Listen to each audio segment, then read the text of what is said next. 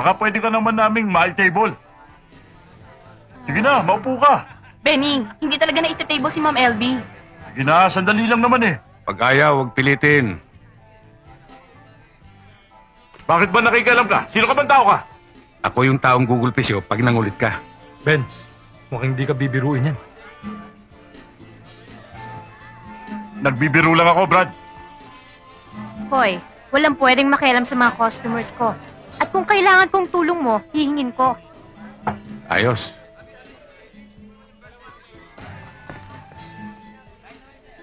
Sandali lang, ha? Sige. O ano, napagod ka sa set mo, no? Oo nga eh, muntik pa nga ako madulas kanina. Marites, sino ba yung antipatiko na yun? Sino, yung naka-ponytail? Hindi. Yun o, yung magte-table kay Lira. Ah, pulis yun eh. Balita ko matinik daw. Matinik?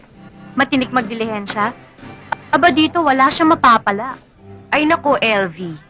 Huwag ka munang uminit. Daanin mo na lang muna sa diplomasya. Dahil diyan ka naman magaling, di ba? Kung sa bagay. Itong posporong to, binibigay lang namin sa mga guest naming VIP. Kasi iilan-ilan lang yung in-order ni Ma'am na ganyan eh. Excuse me, I hope na nag-enjoy ka sa company ni Lira. Ako nga pala si LV, ang owner ng club na ito. Baka may maitutulong ako sa'yo. Pag kailangan kong tulong mo, hihingin ko.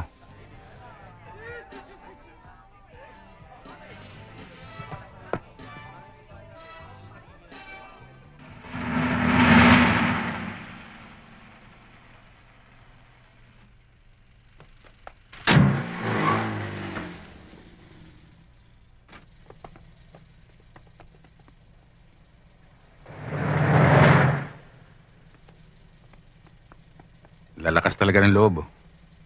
Walang pakundangan. Paano, Tinyente? Pasukin na natin. Huwag na muna. O, doon ilagay.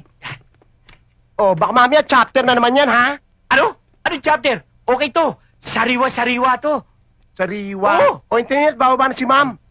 Alam mo, Tinyente, sa mga tents na ganyan, maaaring may protector ang mga yan eh. Hindi kaya may masagasaan tayo? Kung mayroon naman, desagasaan natin. Magandang umaga po, ma'am. Ganda niyo talaga, ma'am. Wow. Ba't ngayon lang kayo? Nung isang linggo ko pa kayo hinihintay ah. Naku, kasi ma'am medyo mainit eh. Kaya nagpalimig muna ho kami. Yes, ma'am. Nasaan na yung mga in-order ko? Eh, Ba't wala dyan? naku, ma'am, nagdagdag ng CQ dun sa parking lot. Kaya